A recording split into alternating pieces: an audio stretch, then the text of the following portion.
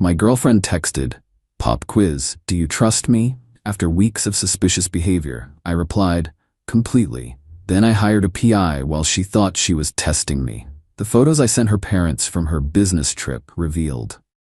I, 31 male, have been dating my girlfriend, 28, for 2 years. We don't live together, but we're pretty serious. At least I thought we were. About 6 weeks ago, things started feeling off. Small things at first. She'd get texts and angle her phone away from me. Started password protecting everything when she used to not care. Would leave the room to take certain calls. Classic sketchy behavior, right? But here's the thing. She'd always have an explanation. The texts were from her crazy coworker, who was going through drama. The calls were her mom, who doesn't like talking when others are around. The new passwords? Privacy is important in relationships, babe.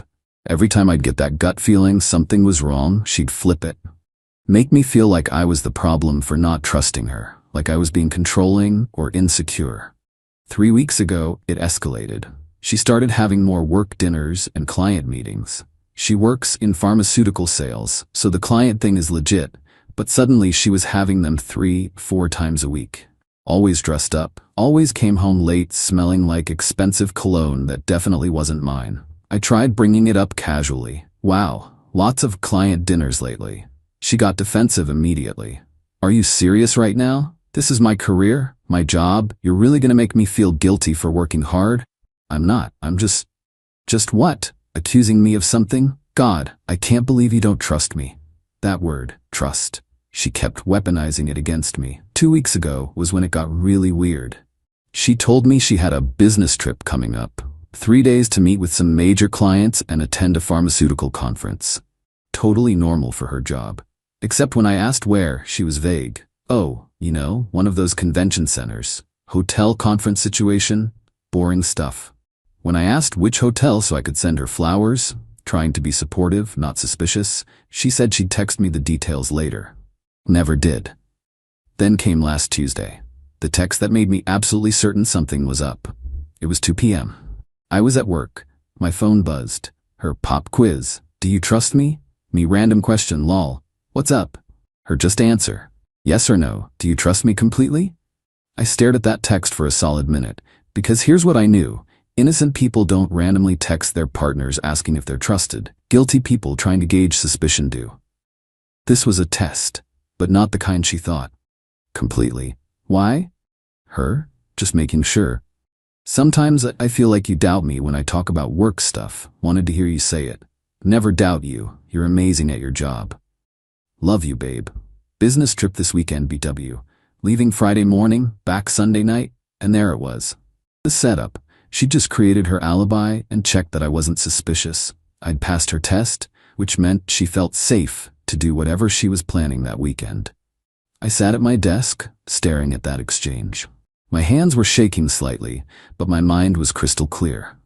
If she's testing whether I trust her, it's because she's about to do something that would break that trust. I Googled private investigator and made a call during my lunch break. Update 1. The PI I hired was this no-nonsense woman in her 50s who'd worked fraud cases for 20 years before going private.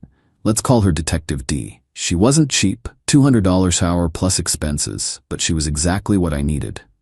"I get 3-4 cases like this a month," she told me at our meeting Wednesday evening. "Partner acting weird, suddenly very concerned about trust, big trip planned. You're smart to follow your gut." I showed her screenshots of the texts, gave her my girlfriend's photo, work info, the dates of the business trip. "I need to know what she's actually doing this weekend," I said. "And I need proof." Detective D nodded. "Photo and video documentation, GPS tracking if possible. I'll have a full report, but I have to ask, are you prepared for what I might find?" Honestly, at this point the not knowing is worse. Fair enough. I'll start surveillance Friday morning when she leaves. The next 2 days were torture.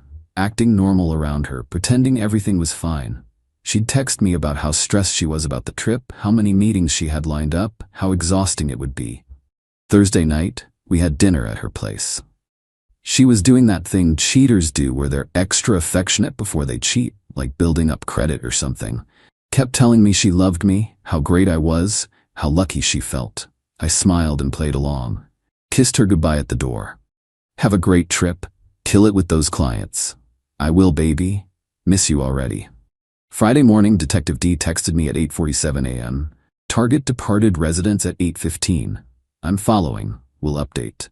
My girlfriend had texted me at 8:30. At the airport. Wish me luck.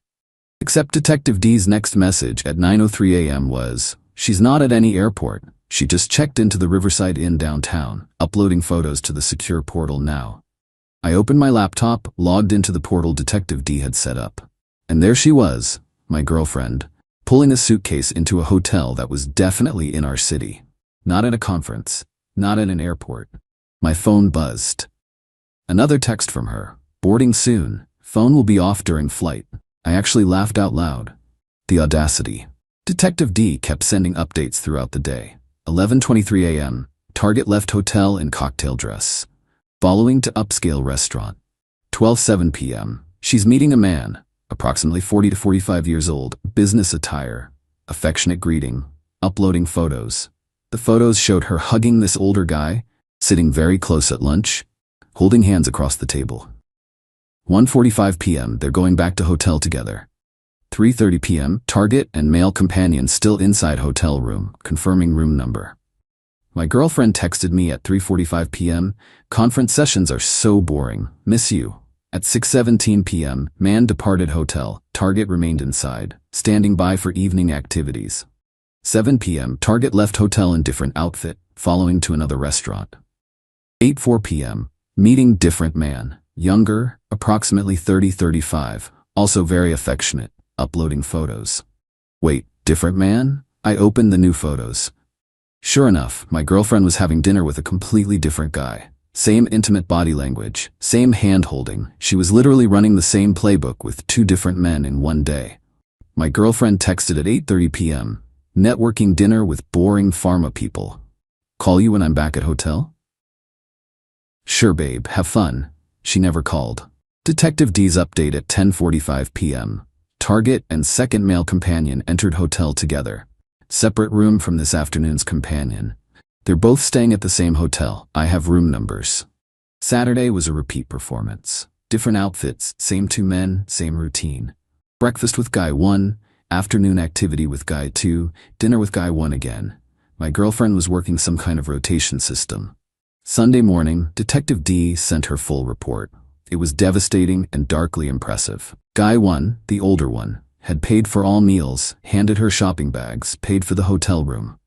She called him baby multiple times. Detective D had gotten video with audio from the restaurant. Guy 2, younger one, also paid for everything. Gave her what looked like jewelry at dinner, paid for his own hotel room at the same hotel. My girlfriend had texted both of them using the same terms of endearment she used with me.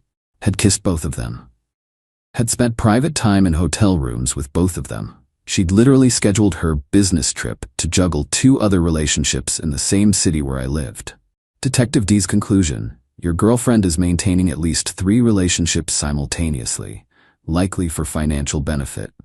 Both other men appear unaware of each other, and presumably of you. This is a pattern behavior, not a one-time incident. Recommend immediate confrontation with documentation. My girlfriend texted Sunday at 5 p.m. Flight landing soon. Can't wait to see you. She was still at the hotel. I had the GPS data proving it. I didn't respond to that text. Instead, I did something I'd been planning since Saturday. I opened my contacts and found her parents' number. Her dad is this super traditional religious guy. Her mom is a sweet woman who thinks her daughter is an angel.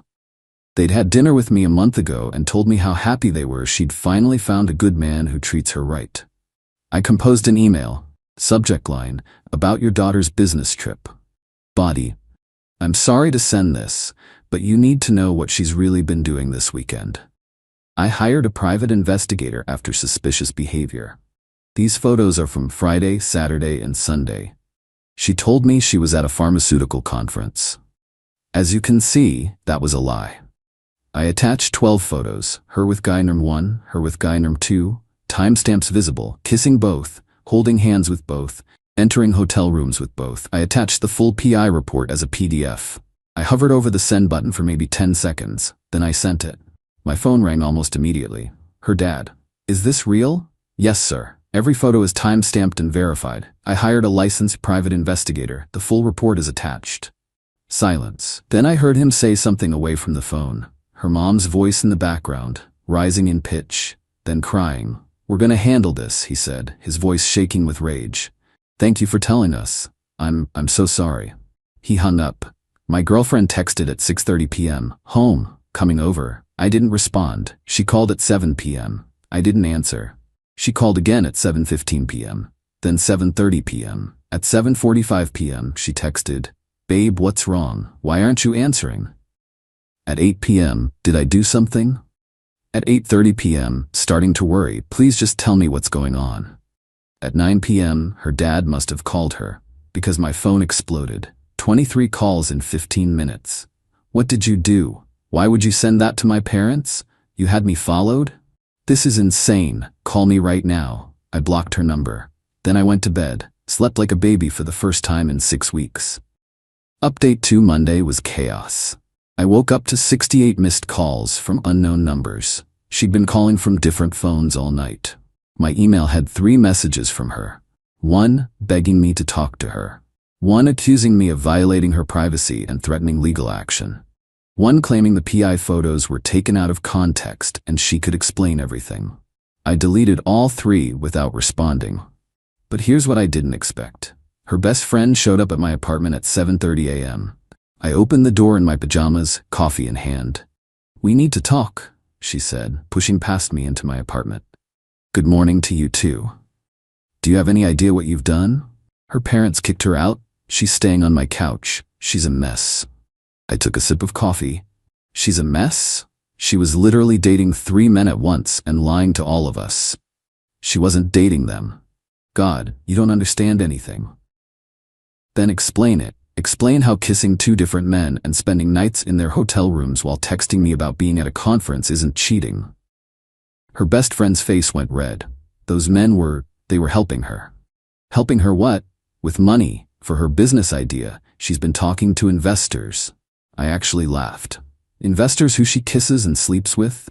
That's called escorting, not networking. You're disgusting. She loved you. It was complicated. Pop quiz, I said, echoing my girlfriend's text. Do I look like I care? Her parents won't speak to her. Her dad called her a disgrace. Her mom is crying nonstop. You destroyed her family. No, she destroyed her family by lying to everyone, including them. I just showed them the truth. You could have talked to her first, confronted her privately. But you went nuclear and sent everything to her parents? That's cruel. She texted me asking if I trusted her while planning to cheat on me with 2 other guys. She lied about a business trip. She manipulated me every time I questioned anything. So yeah, I sent proof to her parents. They deserve to know who their daughter really is.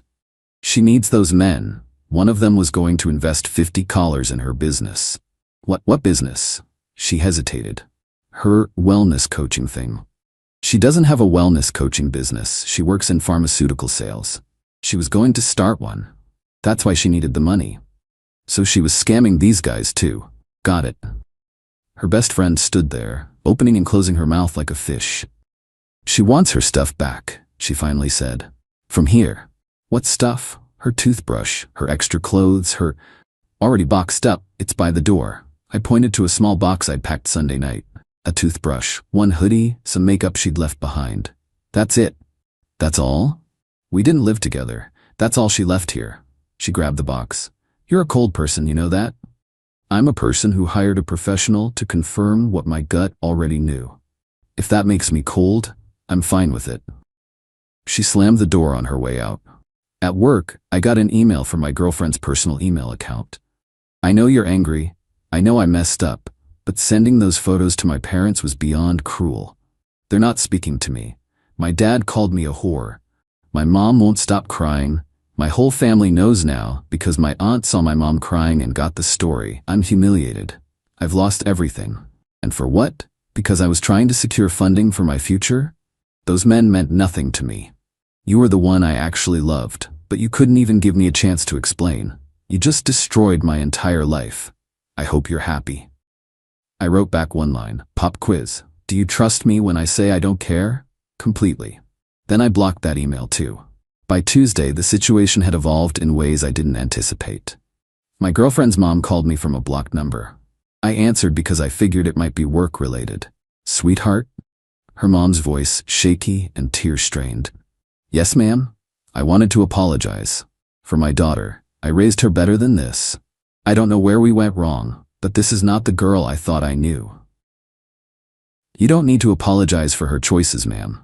Her father he's devastated. We had no idea.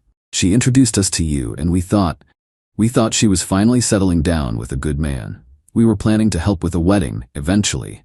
And now we find out she's been lying to us, to you, to these other men. It's like I don't even know my own daughter." I felt bad for her mom.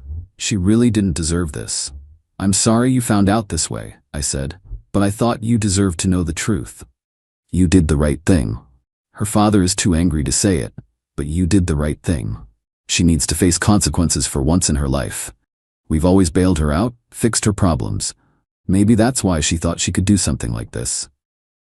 After we hung up, I felt this weird mix of vindication and sadness. Not for my girlfriend, she'd made her choices, but for her parents, who genuinely seemed blindsided. Wednesday brought the legal threat I'd been half expecting. A letter from a lawyer claiming I'd violated her privacy rights by hiring a PI and sharing the photos without consent, demanding I pay $15,000 in damages for emotional distress and reputational harm. I forwarded it to a lawyer friend. He called me back laughing. "This is total garbage. Private investigators are legal. You had reasonable suspicion. The photos were taken in public places and hotel lobbies. You shared them with her parents, not social media. She has no case. This is just intimidation." Should I respond? Nope. Let her waste money on a lawyer who's feeding her false hope. If she actually files anything, which she won't, we'll destroy it in court. You have documentation that she lied about her whereabouts. That's fraud in a relationship context. Thursday, I got a text from guy number 1, the older investor type. Somehow my girlfriend had given him my number. "I don't appreciate you destroying my relationship. She told me you two had broken up months ago. She said you were stalking her and trying to sabotage her business ventures. I've already invested money in her future. If you contact her or me again, I'll be calling the police." I screenshot the message and sent it to Detective D. She called me immediately. "Want me to inform him he's one of 3? Please." An hour later, I got another text from guy number 1. "Holy crap, I'm so sorry. She told me. I had no idea. Can you send me that PI report? I need to see what else she's been lying about." I sent him the relevant portions. He called me. "I gave her $30,000, he said, his voice hollow. "She said it was for a wellness coaching certification program and startup costs. She showed me a business plan and everything." There is no wellness coaching business. I know that now. God, I'm an idiot. I'm married. My wife is going to, if she finds out. That's your problem, not mine. Can you not mention me to anyone? I already mentioned you to her parents via the PI report. Crap. Okay, I need to talk to my lawyer. He hung up. Friday, exactly 1 week after the business trip, my girlfriend showed up at my apartment building. Security called me. "Sir, there's a woman here demanding to see you. She's pretty upset. Want me to send her away?" "Yes, please." But she must have slipped past security somehow, because 10 minutes later she was pounding on my door. "I know you're in there. Please, we need to talk." I called security. "She bypassed you. She's at my door." "On our way." I didn't open the door, just spoke through it. "You need to leave." "No, not until you hear me out. I can explain everything." "Already heard your explanations. To your best friend, to your parents, to guy number 1, different story every time. Those men didn't mean anything." "Then why did you kiss them?" "Because they expected it, for the money." "So you were escorting?" "No, it was investment. It was business." Business doesn't involve lying to your boyfriend about conference trips while you hook up with sugar daddies. They're not sugar daddies.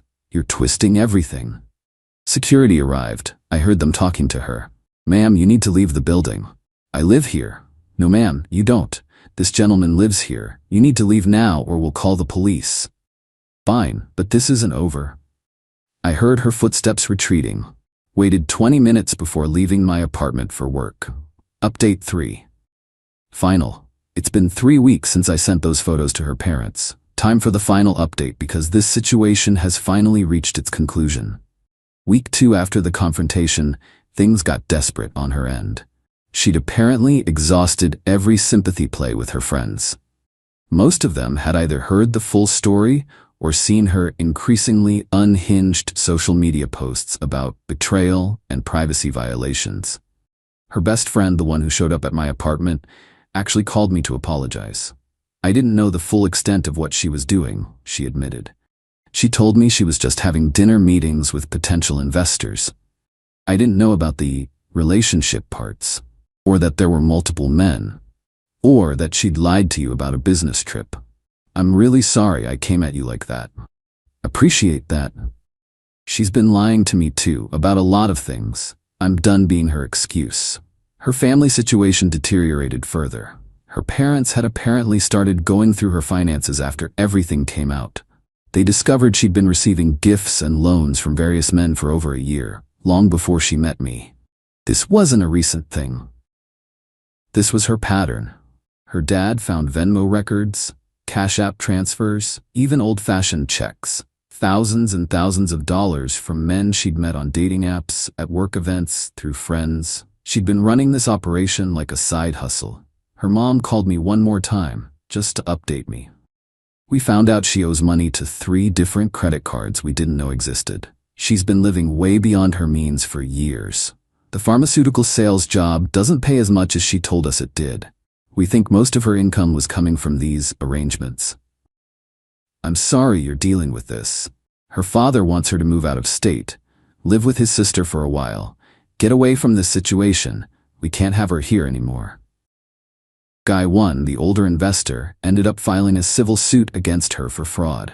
Turns out the business plan she showed him was plagiarized from an actual wellness coaching website. She just swapped in her name and fabricated financial projections. His lawyer sent me a subpoena for the PI report. I complied. Guy 2, the younger one, just ghosted entirely, blocked her everywhere. Smart man. My girlfriend made one final attempt to contact me in week 3. She sent a letter to my apartment, actual physical mail. The letter was 6 pages long, handwritten.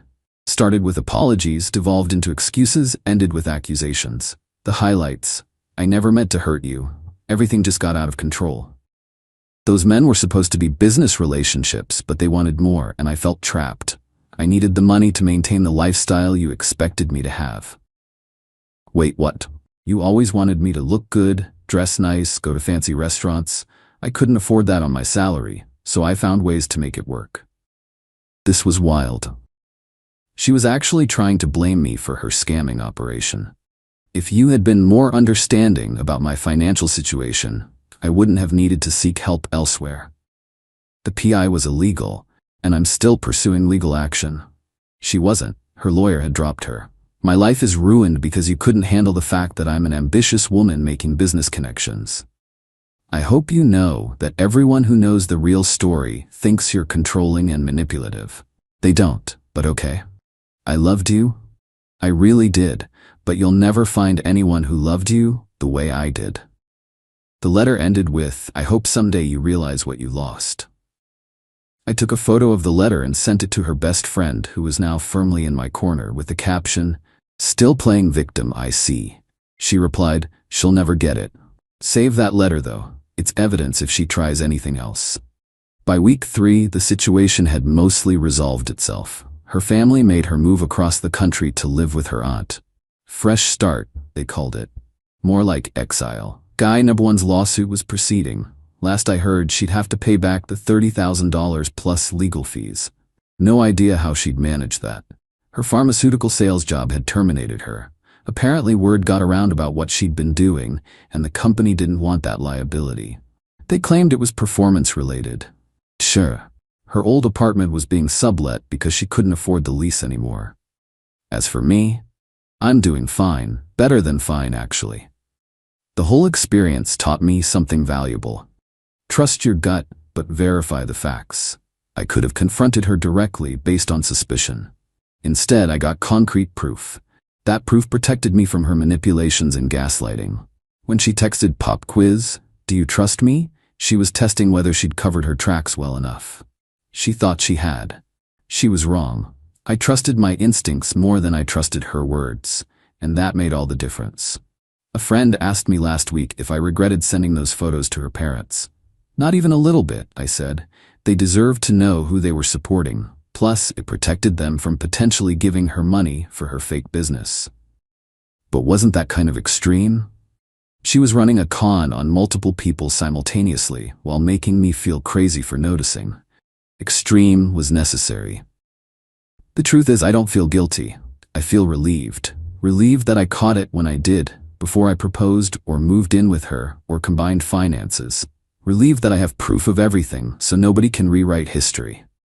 Relieved that her parents know the truth and aren't being scammed. She made choices. Calculated, deliberate choices. She chose to maintain multiple relationships for financial gain. She chose to lie about business trips. She chose to gaslight me when I questioned her behavior. She chose to test my trust while actively betraying it. I just chose to document it and share the truth. That's not revenge, that's just consequences. My ex will probably rebuild her life eventually. People like her usually do. They find new marks, new cities, new stories to tell. But at least the people in her orbit now know what she's capable of. As for trust, I'll be more careful with it going forward. Not cynical, just realistic. Trust is earned through consistent behavior, not demanded through manipulation. And if someone ever texts me again asking, "Do you trust me?" while they're acting shady, I'll trust my gut more than their words. Every single time. Final note, someone asked if I ever got an actual apology from her. Nope. Just excuses, justifications, and blame shifting. That told me everything I needed to know. She didn't text me happy birthday last week. First time in 2 years she's missed it. Best gift she could have given me. Honestly. Pop quiz, am I better off? Completely.